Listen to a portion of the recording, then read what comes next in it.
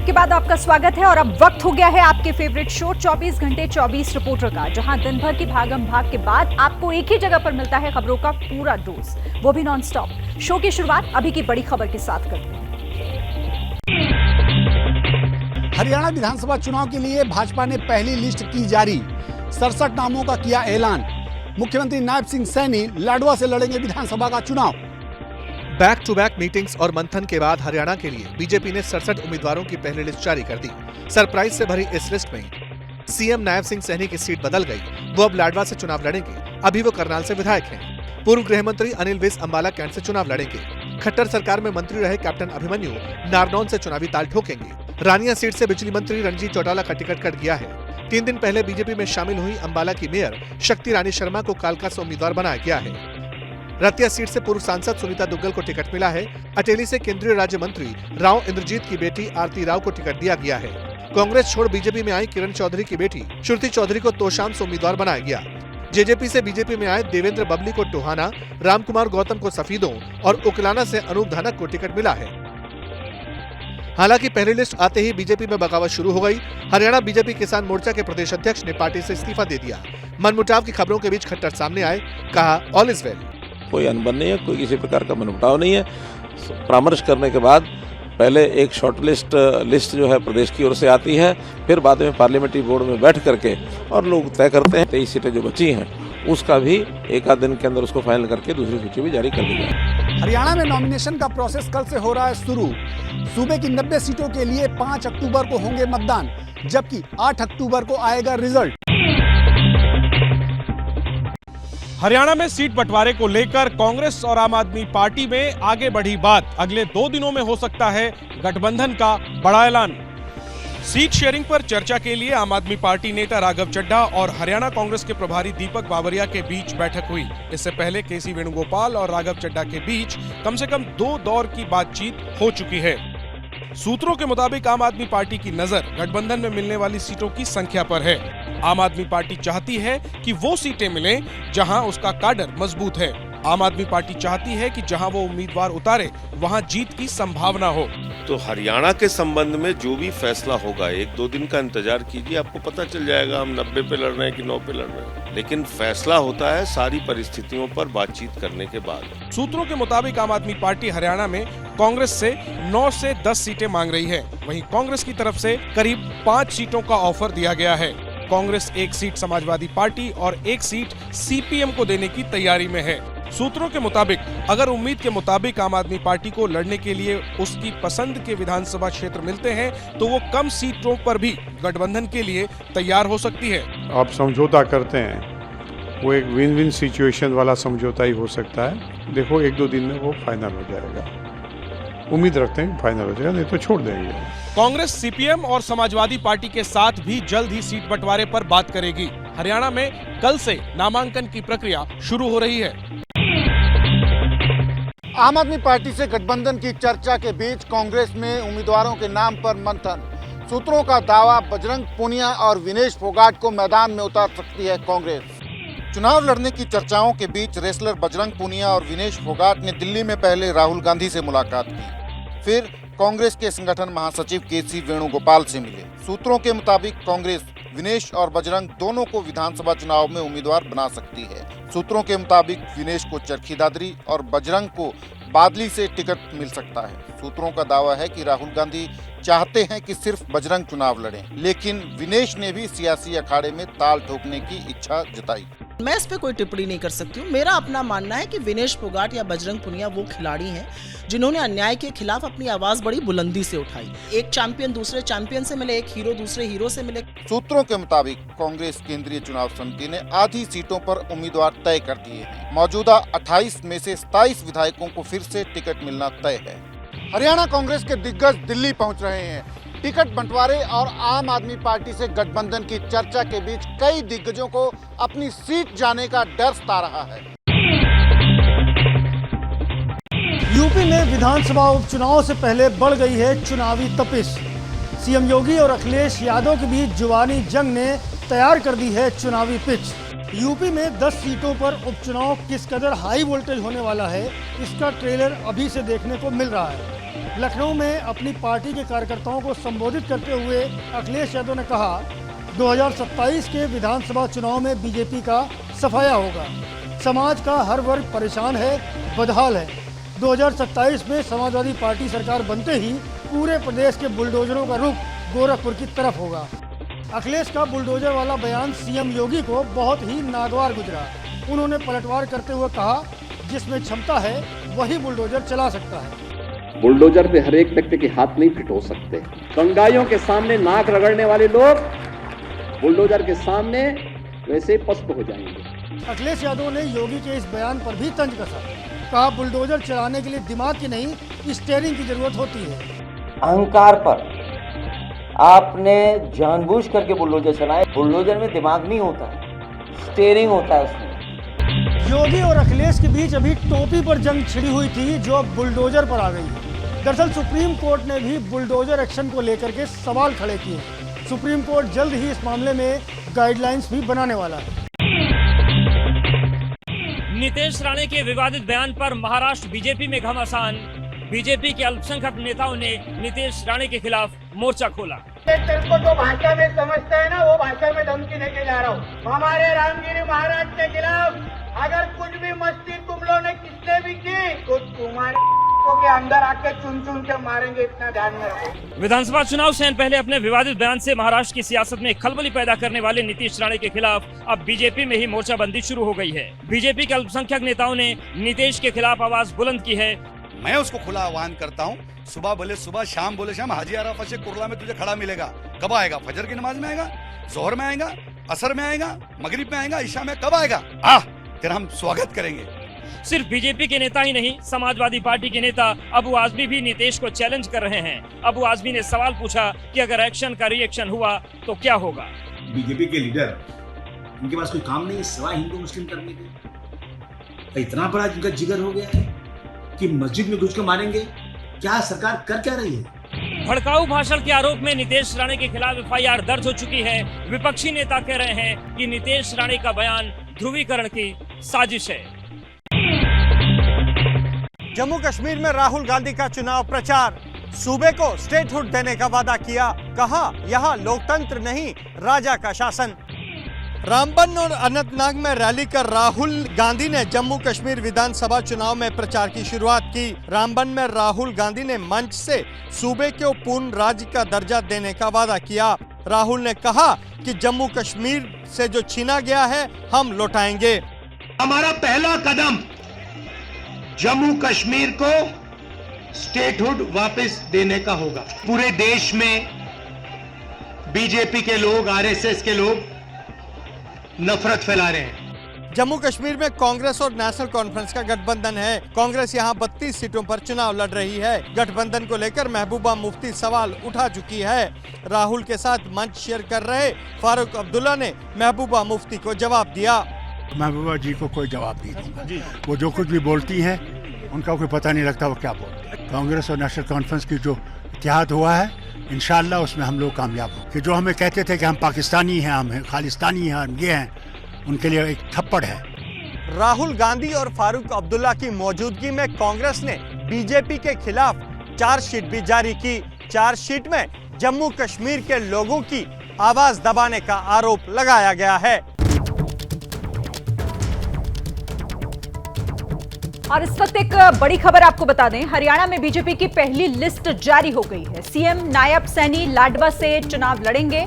मुख्यमंत्री की सीट लाडवा, जहां से वो चुनाव लड़ेंगे। और हरियाणा में बीजेपी की ये जो पहली लिस्ट जारी हुई है, उसकी तस्वीर भी इस वक्त हम आपको दिखा रहे हैं, जहां पर कई उम्मीदवारों के नामों का ऐलान कर दिया गया है। 67 उम्मीदवारों के नाम का ऐलान। अंबाला कैंट से अनिल विज को उम्मीदवार बनाया है।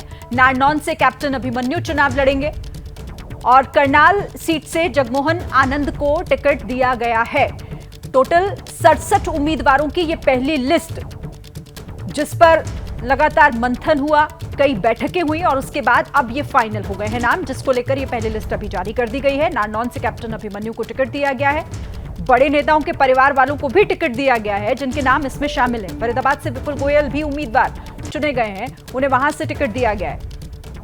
तो ये 67 उम्मीदवारों की पहली लिस्ट तो शाम से किरण चौधरी की बेटी श्रुति को टिकट दिया गया है। अटेली से राव इंद्रजीत की बेटी आरती को टिकट मिला है। तो जो बड़े नेता हैं उनके परिवार वालों को भी टिकट दिया गया है। तो शाम से किरण चौधरी की बेटी श्रुति को टिकट मिला है। राव इंद्रजीत की बेटी भी इस लिस्ट में शामिल हैं जिन्हें टिकट मिला है। तो 67 उम्मीदवारों की ये पहली लिस्ट। बादरी से ओम प्रकाश धनखड़ को उम्मीदवार बनाया गया है पार्टी की तरफ से। अटेली सीट से आरती, जो राव इंद्रजीत की बेटी हैं, उन्हें पार्टी ने टिकट के लिए चुना है। तो वो नाम जो पहली लिस्ट में महत्वपूर्ण है, उनकी जानकारी इस वक्त हम आपको दे रहे हैं, जिसमें बड़े नेता जो अच्छा खासा रसूख, जो अच्छा खासा एक कद रखते हैं पार्टी के भीतर भी और जनता के बीच भी, उनके परिवार वालों को भी टिकट दिया गया है। वो लिस्ट इस वक्त आपके सामने है। कौन सी सीट पर किस पर पार्टी ने इस बार दाव लगाया है। गढ़ी सांपला से भी टिकट फाइनल कर दिया गया। करनाल सीट से भी जगमोहन आनंद को टिकट दिया है इस बार पार्टी ने। अंबाला शहर से असीम गोयल का नाम फाइनल हुआ है और अंबाला शहर से उन्हें उम्मीदवार बनाया है बीजेपी ने। पहली लिस्ट है ये जिसका इंतजार किया जा रहा था। कलायत से कमलेश ढांडा बीजेपी के उम्मीदवार होंगे। इस लिस्ट में उनका नाम भी शामिल है। तो एक एक कर ये जो 67 उम्मीदवारों की पहली लिस्ट है, जिस पर विचार विमर्श, एक लंबा मंथन हुआ, कई बैठकें हुई और उसके बाद अब ये नाम फाइनल हो गए। कृष्णलाल पवार इसराना सीट से चुनाव लड़ेंगे। उन्हें पार्टी ने वहां से उम्मीदवार बनाया है। सोनीपत सीट से निखिल मदान बीजेपी की तरफ से चुनाव लड़ेंगे। उम्मीदवार के तौर पर उनका नाम फाइनल हुआ है। और जैसे मैं आपको बता रही हूं कि बड़े नेताओं के परिवार वालों को भी इसमें तवज्जो दी गई है। उनके परिवार वालों को भी टिकट दिया गया है, जिसमें तो शाम से किरण चौधरी और उनकी जो बेटी है श्रुति, उनको टिकट है। अटेली से राव इंद्रजीत की बेटी को इस बार उम्मीदवार बनाया है पार्टी ने। दादरी से सुनील सांगवान के नाम पर मुहर लगी है, उन्हें टिकट दिया है पार्टी ने। दादरी से सुनील सांगवान। और पलवल सीट से दीपक मंगला का नाम तय हुआ है। माफ कीजिएगा, टिकट कट गया है पलवल से दीपक सांगवान का। बल्लभगढ़ जहां मूलचंद शर्मा और पलवल से गौरव गौतम का नाम फाइनल हुआ है। सोहना सीट से तेजपाल तंवर और गुड़गांव में मुकेश शर्मा को पार्टी ने अपना उम्मीदवार बनाया है। लेकिन दीपक मंगला, जिनका टिकट कट गया है, अब जिन जगहों से उम्मीदवारों को उम्मीद थी, उनके समर्थकों को उम्मीद थी, अब वहां पर अगर उनका टिकट कटा है तो देखना होगा कि क्या इसको लेकर बागी ना हो जाए समर्थक या नेता या उनके जो कार्यकर्ता हैं जो चाहते थे कि उन्हें टिकट मिले। लेकिन फिलहाल ये पहली लिस्ट है 67 उम्मीदवारों की, बीजेपी की ये पहली लिस्ट जो जारी हो गई है। अब ये तमाम नाम जो हैं इन सीट से फाइनल हो गए हैं। 67 उम्मीदवार, पहली लिस्ट है ये, बीजेपी ने इनका ऐलान कर दिया है।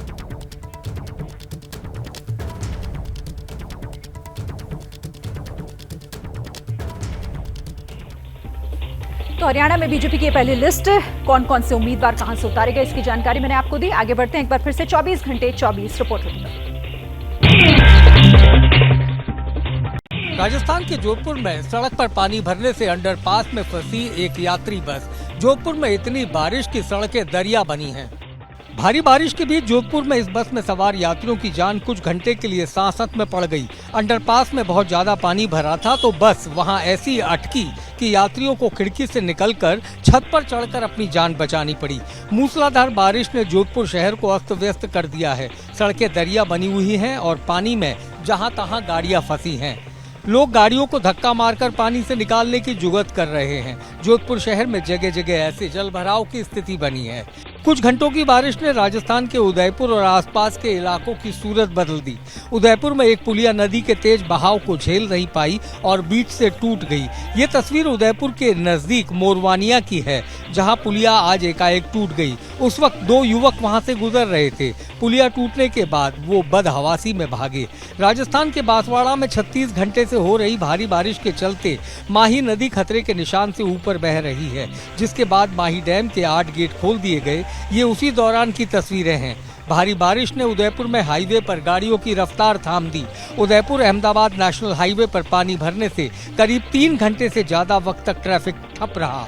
हाईवे पर कई जगह पहाड़ी क्षेत्र से पत्थर और मलबा भी गिरा है। राजस्थान के कुछ हिस्सों में इस बार तो जमकर बारिश हो रही है, इससे लोग हैरान भी हैं।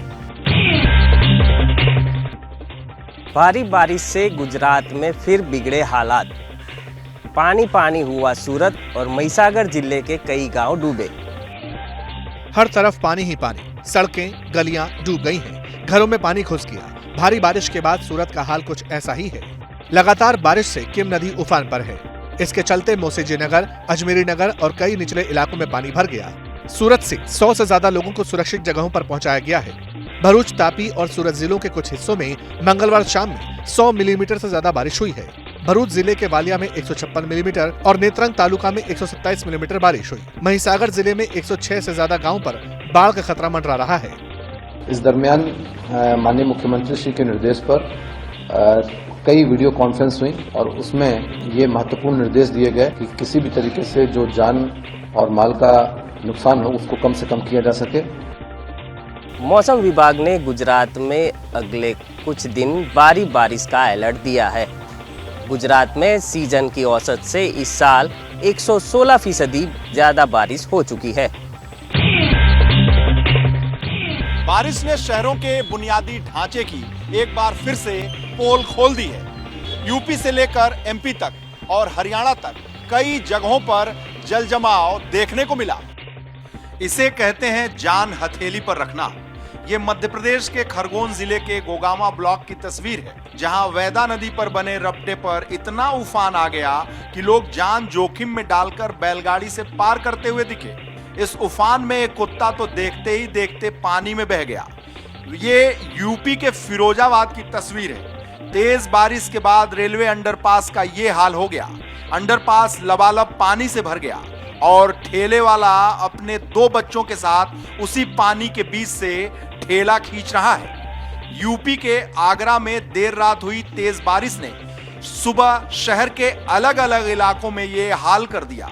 सड़कों, गलियों, घरों में जगह जगह पानी भर गया, जिससे लोगों को परेशानियों का सामना करना पड़ा। भारी बारिश से हाईटेक सिटी गुरुग्राम भी पस्त हो गई। गुरुग्राम के सोना चौक पर इतना पानी जमा हो गया कि लोगों के वाहन फंस गए। भारी बारिश और जलभराव ने गुरुग्राम की रफ्तार थाम ली। यहां Delhi Mumbai expressway connect road पर सुबह कई किलोमीटर लंबा जाम लगा रहा। हरियाणा के करनाल में इतनी ज्यादा बारिश हुई कि मंडी में किसानों के धान बर्बाद हो गए। बोरों में भरी कई क्विंटल धान पानी में बह गए और कई क्विंटल भीग चुके हैं, जिससे व्यापारी भी धान खरीदने से इनकार कर रहे हैं। खतरा अभी भी टला नहीं है, क्योंकि इन इलाकों में अभी भी बारिश का अलर्ट है। क्या बाढ़ आने की वजह से किसी को सजाए मौत मिल सकती है? दरअसल उत्तर कोरिया में ये हुआ कि तानाशाह किम जोंग उन ने बाढ़ रोकने में नाकाम अधिकारियों को मौत के घाट उतारने का फरमान जारी किया। महीने भर पहले उत्तर कोरिया में सैलाब के संकट के बीच तानाशाह किम जोंग ने खुद बाढ़ प्रभावित इलाकों का जायजा लिया था। इस दौरान किम जोंग की रबर बोट एक पेड़ से टकरा गई थी। किम जोंग के बाल खराब हो गए थे।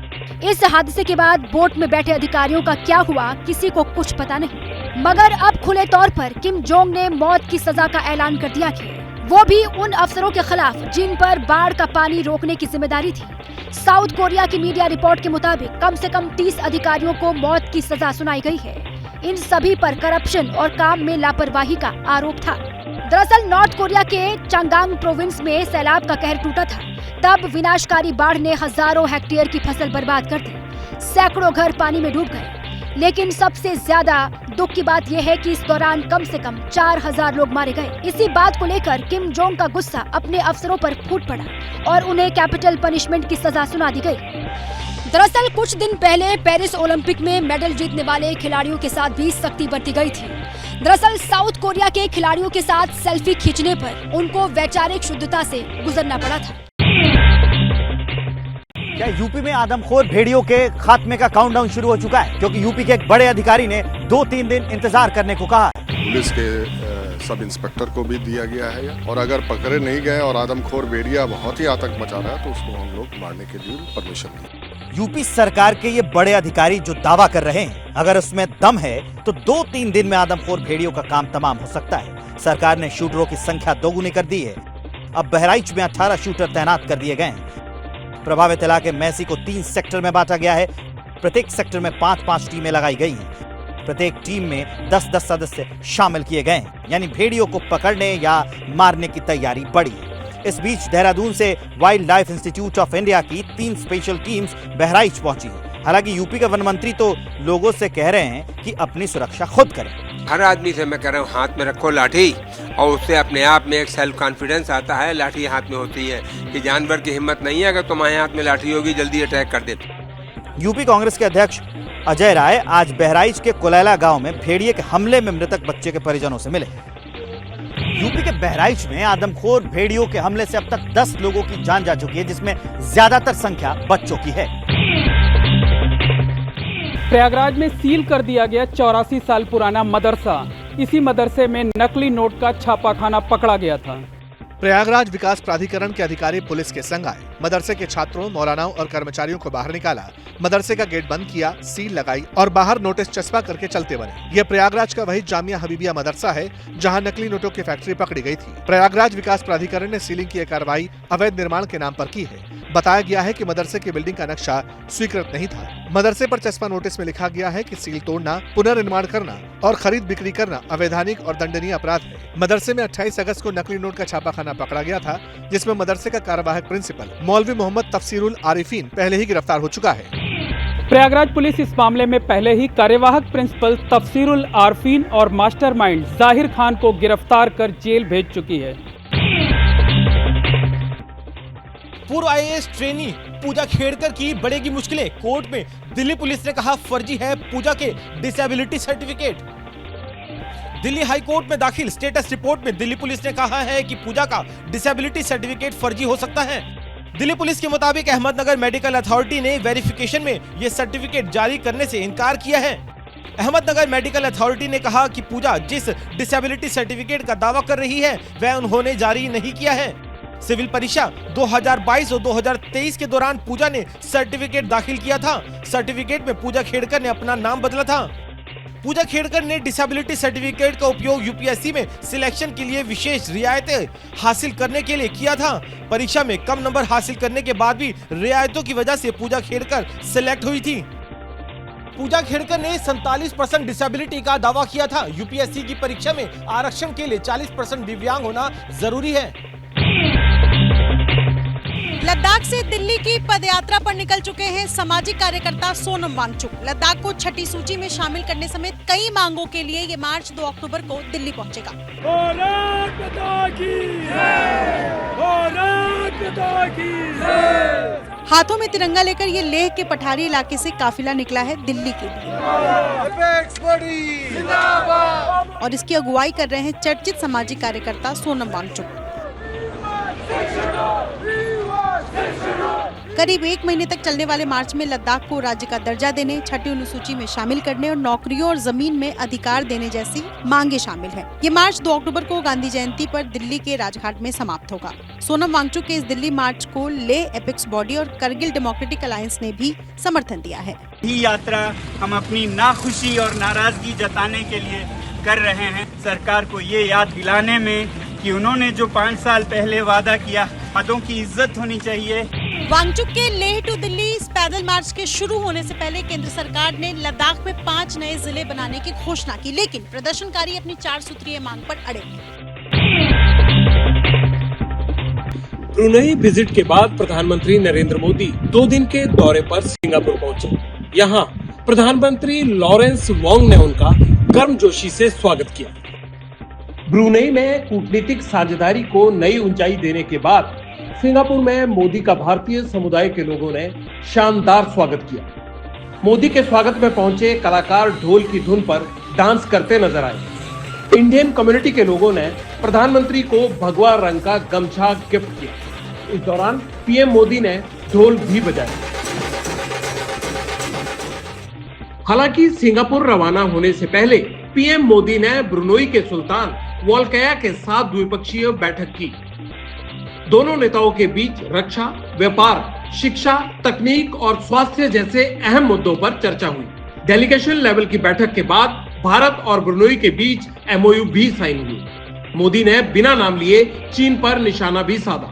हम अनक्लॉज जैसे अंतर्राष्ट्रीय कानूनों के तहत फ्रीडम ऑफ नेविगेशन और ओवर फ्लाइट्स का समर्थन करते हैं। हम विस्तारवाद नहीं, विकासवाद की नीति का समर्थन करते हैं। कुछ दिन पहले ही प्रधानमंत्री ने पोलैंड और यूक्रेन का दौरा भी किया था। तब यूक्रेन के राष्ट्रपति जेलेंस्की ने कहा था कि भारत अगर चाहे तो रूस और यूक्रेन की जंग रुक सकती है। वक्फ बिल को लेकर बनी संसद की संयुक्त कमेटी की तीसरी बैठक कल। बैठक के दौरान 3 मंत्रालयों के अधिकारी कमेटी के सामने रखेंगे अपना पक्ष। संसद की संयुक्त कमेटी की तीसरी बैठक में शहरी विकास मंत्रालय, रेल मंत्रालय, सड़क परिवहन मंत्रालय के अधिकारियों को कमेटी के सामने पेश होने को कहा गया है। सूत्रों के मुताबिक इस बैठक में शहरी विकास मंत्रालय के अधिकारियों से यह जानने की कोशिश होगी कि शहरी विकास मंत्रालय की कितनी जमीन वक्फ बोर्ड के पास है या वक्फ बोर्ड के साथ किस जमीन को लेकर विवाद है। रेल मंत्रालय और सड़क परिवहन मंत्रालय के अधिकारियों से भी कमेटी ये जानने की कोशिश करेगी कि उनकी कितनी जमीन को लेकर वक्फ बोर्ड के साथ विवाद चल रहा है। संसद की संयुक्त कमेटी वक्फ बिल के प्रावधानों पर इन मंत्रालयों का रुख भी जानेगी। संसद की संयुक्त कमेटी की तीसरी बैठक से पहले लखनऊ में दारुल उलूम नदवातुल उलमा नदवा में बैठक हुई। बैठक में सुन्नी वक्फ बोर्ड के अध्यक्ष और मुस्लिम पर्सनल लॉ बोर्ड के सदस्य समेत कई मुस्लिम धर्मगुरु शामिल हुए। बैठक में वक्फ बिल पर अनावश्यक बयान नहीं देने के निर्देश देने के साथ ही वक्फ बिल का विरोध जारी रखने की बात कही गई। वक्फ बिल को लेकर बीजेपी ने स्पेशल प्लान भी बनाया है। बीजेपी सदस्यता अभियान के दौरान मुसलमानों को वक्फ के नाम पर हो रही लूट की जानकारी दी जाएगी। वक्फ की ओर से उत्तराखंड, मध्य प्रदेश, हरियाणा और गुजरात के वक्फ बोर्ड चेयरमैन को ये जिम्मेदारी सौंपी गई है। वक्फ बिल को लेकर जागरूकता पैदा करने के लिए बीजेपी ने भी 7 सदस्यों की एक कमेटी का गठन किया है।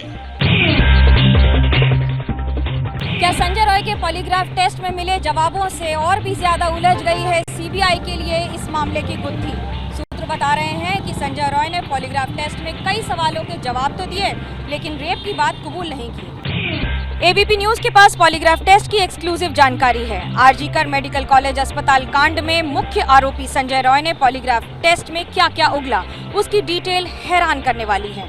सूत्रों के मुताबिक संजय रॉय से पॉलीग्राफ टेस्ट में पूछा गया, क्या तुमने किसी का रेप किया है? जवाब मिला नहीं। फिर पूछा गया, क्या तुम 9 तारीख की रात को आरजीकर अस्पताल गए थे? संजय रॉय ने कहा, हाँ गया था। पूछा गया, क्यों गए थे? वो बोला, काम के लिए गया था। उससे पूछा गया, वहाँ कोई और था?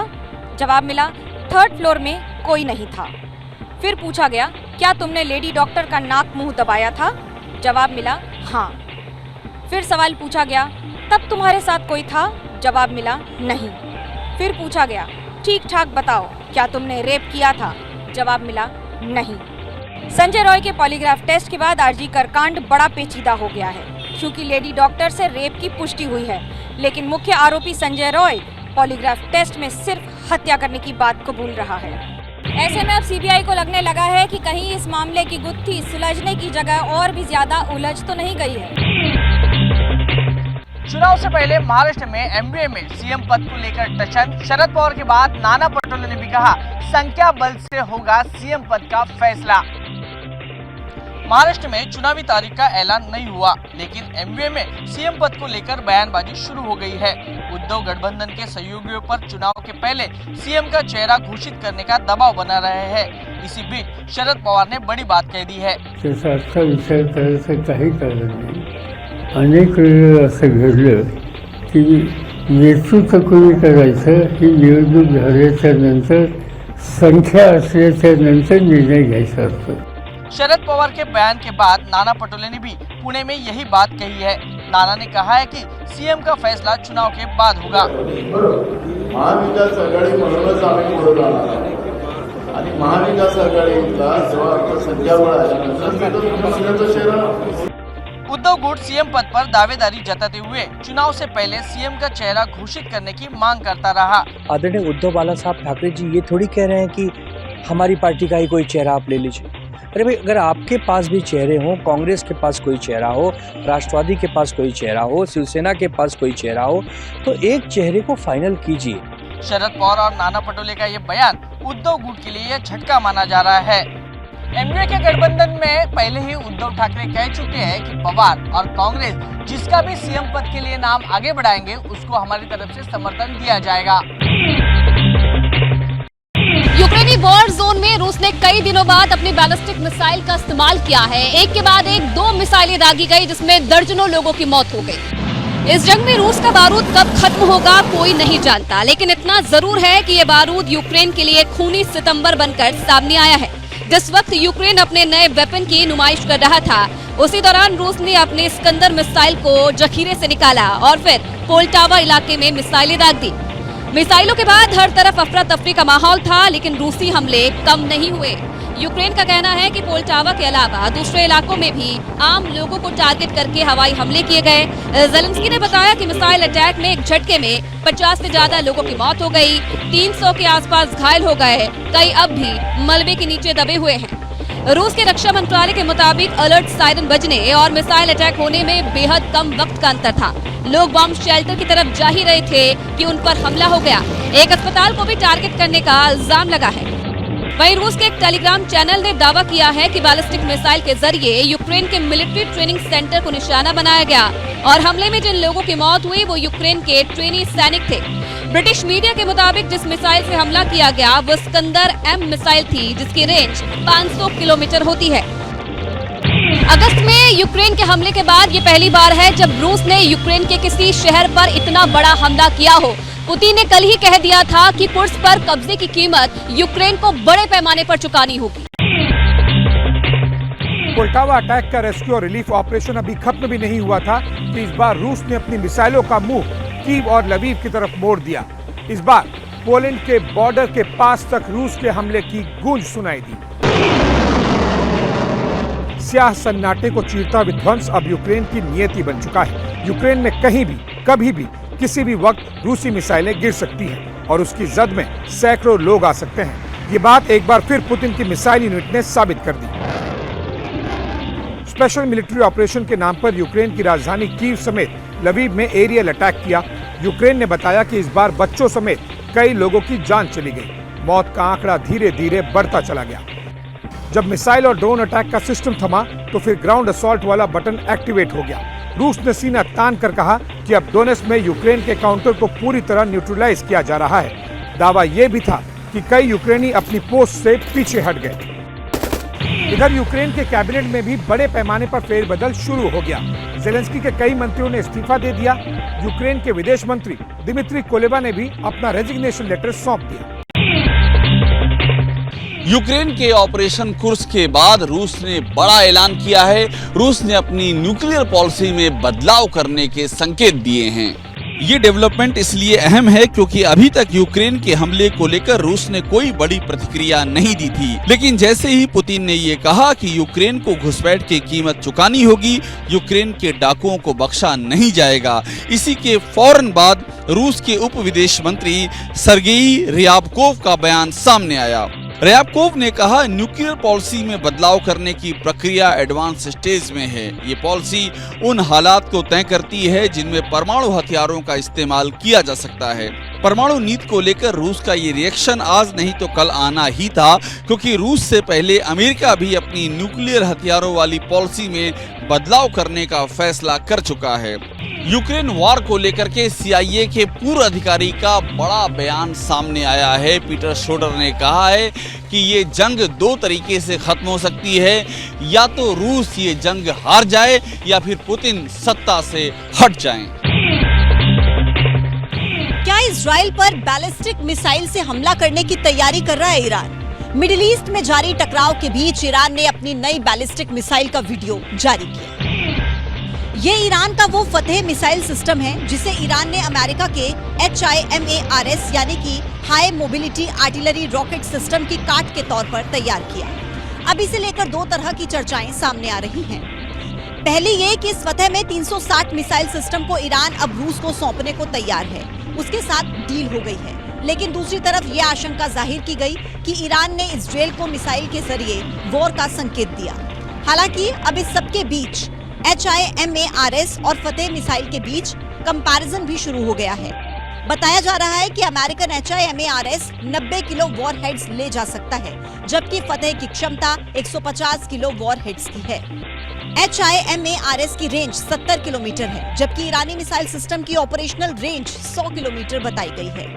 HIMARS की रफ्तार आवाज की स्पीड से 2.5 गुना ज्यादा है, जबकि फतेह की 4 गुना ज्यादा बताई जाती है। ईरान इस बार इस तरह की वीडियो दिखाकर जंगी तैयारी का दम दिखाता है, लेकिन जब पूछा जाता है कि हमला कब होगा तो सधा हुआ रिस्पॉन्स दिया जाता है कि हमला करेंगे मगर तय समय पर। दोनों देशों के बीच बढ़ती दुश्मनी के मद्देनजर जॉर्डन का बयान सामने आया है। जॉर्डन का कहना है कि ईरान इजरायल पर हमला करने का ख्याल दिल से निकाल दे और मिल बैठकर मसला हल करे। गाजा वॉर के बीच हमास के नेताओं ने इजरायल को एक और धमकी दी है। हमास के लीडर्स ने कहा है कि अगर इजरायल बंदूकें भेजता रहेगा तो उनके बंधकों को वो ताबूत में भेजते रहेंगे।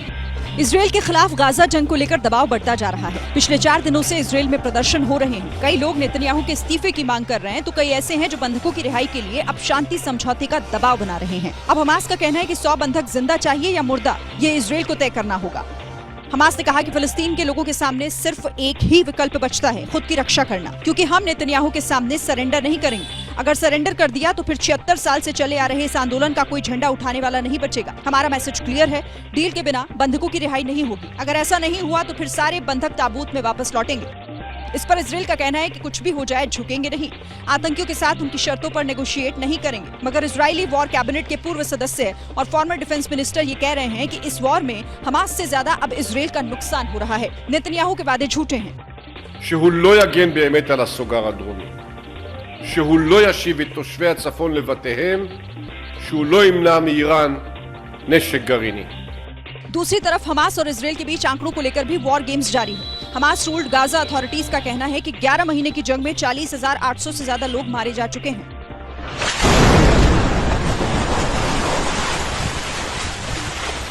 इजरायल का दावा है कि गाजा वाले ऑपरेशन में 17,000 के करीब आतंकवादियों को मार गिराया।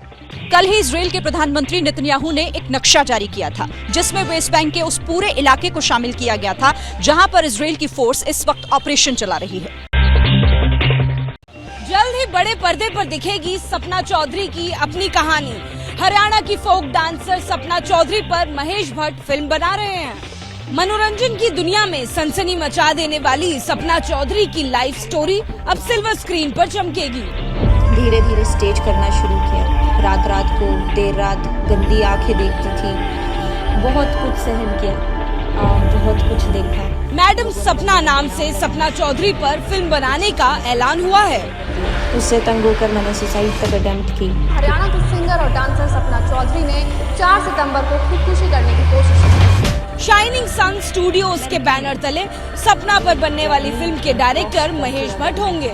मेरे लिए ये बहुत ऑनर की बात है कि आज मैं हरियाणा के जिस भी स्टेज पे चलती हूँ लोग मुझे मैडम सपना कहते हैं। इस फिल्म में हरियाणा की एक लोकल ऑर्केस्ट्रा डांसर से कांस में रेड कार्पेट तक की सपना चौधरी की उतार चढ़ाव भरी यात्रा सिल्वर स्क्रीन पर दिखेगी। यहाँ पे आके सब खत्म हो जाता है। मैडम सपना टाइटल की इस फिल्म के जरिए एक मामूली सी लड़की के एक बड़ी स्टार बनने की कहानी। अमेरिका से दर्दनाक हादसे की खबर आई, जहां गाड़ियों की टक्कर में 4 भारतीयों की मौत हो गई। इसके अलावा मैसाचुसेट्स में भी 2 बड़े हादसे हुए हैं। रूह कपा देने वाला यह हादसा शुक्रवार को हुआ, जब टेक्सास में एक के बाद एक 5 गाड़ियां आपस में टकरा गईं। इस दौरान एक महिला समेत 4 युवा भारतीयों की दर्दनाक मौत हो गई। चारों के शव बुरी तरीके से झुलस गए। ये चारों एक कार पूलिंग ऐप के जरिए जुड़े थे और अरकानसास के बेटनविले जा रहे थे। हादसे में मरने वालों के नाम आर्यन रघुनाथ, उमर पति, फारूक शेख, लोकेश पलाचरला, धरनीशी वसुदेवन है। अधिकारियों का कहना है कि शवों की पहचान के लिए DNA फिंगरप्रिंटिंग की जा रही है। नमूनों का माता पिता से मिलान किया जाएगा। अमेरिका के मैसाचुसेट्स में हाईवे पर ये मंजर देखने मिला। हजारों किलो का ये ट्रक देखते ही देखते आग का गोला बन गया। ट्रक से लगातार काला धुआं उठता दिखाई दिया। इस हादसे की वजह से हाईवे नंबर 93 पर ट्रैफिक की मूवमेंट को सस्पेंड कर दिया गया। एक एक करके सैकड़ों गाड़ियों की कतार लग गई। जब तक ये ट्रक पूरी तरीके से जलकर खाक नहीं हुआ, ट्रैफिक रुका रहा। यूएस के मैसाचुसेट्स ब्रिजवाटर में ही हादसे की एक और तस्वीर आई। एक शख्स घंटों तक कोयले से भरे कंटेनर में फंसा रहा। इसे बचाने के लिए रेस्क्यू ऑपरेशन चलाया गया। रेस्क्यू टीम ने वैक्यूम ट्रक की मदद से पहले कोयले को कम किया, फिर क्रेन की मदद से उस शख्स को बाहर निकाला गया और अस्पताल भर्ती कराया गया। अगर आपकी नजर कमजोर है और आप चश्मा लगाते हैं तो ये खबर आपके लिए है। भारत में ऐसी दवा लॉन्च होने वाली है जिसे डालने के बाद चश्मा लगाने से छुटकारा मिलने का दावा किया गया है। बच्चों से लेकर बुजुर्ग तक आजकल लाखों लोग चश्मा लगाते हैं। खासकर पास की चीजें देखने में दिक्कत होती है, लेकिन मुंबई की कंपनी ने दावा किया है कि उसने एक ऐसा आई ड्रॉप बनाया है जिसकी 2 बूंद आंखों में डालने से चश्मा लगाने की जरूरत महसूस नहीं होगी, सब कुछ साफ नजर आएगा। मुंबई की एंटोड दवा कंपनी ने प्रेसव्यू आई ड्रॉप तैयार किया है जो प्रेस बायोपिया यानी पास की चीजों पर ध्यान लगाने और पढ़ने में दिक्कत होने वाली सिचुएशन के लिए कारगर होगी। दुनिया में करीब 180 करोड़ लोग ऐसे हैं जिन्हें पास की चीजें देखने में दिक्कत होती है। कंपनी का दावा है कि आई ड्रॉप डालने के 15 मिनट के अंदर ही आंखों को रिलीफ मिल जाएगा और अस्थायी तौर पर चश्मा लगाने की जरूरत नहीं पड़ेगी। इसका असर 6 घंटे तक रहने का दावा किया गया है। कंपनी ने इसके फार्मूलेशन और इसकी निर्माण प्रक्रिया के लिए पेटेंट के लिए आवेदन भी कर दिया है। नोट करने वाली बात यह भी है कि भारत में नई दवाओं को मान्यता देने वाली संस्था drugs controller general of India यानी DCGI ने इसके इस्तेमाल को लेकर मंजूरी भी दे दी है। कंपनी के मुताबिक इस आई ड्रॉप को अक्टूबर के पहले हफ्ते में बाजार में उतार दिया जाएगा। इस आई ड्रॉप की कीमत 350 रुपए रखी गई है। और इसी के साथ 24 घंटे 24 रिपोर्टरों में फिलहाल इतना ही। कल फिर होगी आपसे मुलाकात। तब तक के लिए खबरों के अपडेट के लिए आप जुड़े रहिए ABP न्यूज के साथ। जैसे ही घड़ी का काटा दोपहर 2:30 पे आए, बबीता जी का दिल सास बहू साजिश के लिए मचल जाए। और ये है इनकी बहू, पूरे दिन ऑफिस की टेंशन हो जाए गॉन जब ये करें अपना फेवरेट शो फ्री टाइम पे ऑन। इनकी तरह आप भी देखें अपना फेवरेट शो अपने टाइम पर और डाउनलोड कीजिए ABP लाइव ऐप अपने स्मार्ट टीवी पर।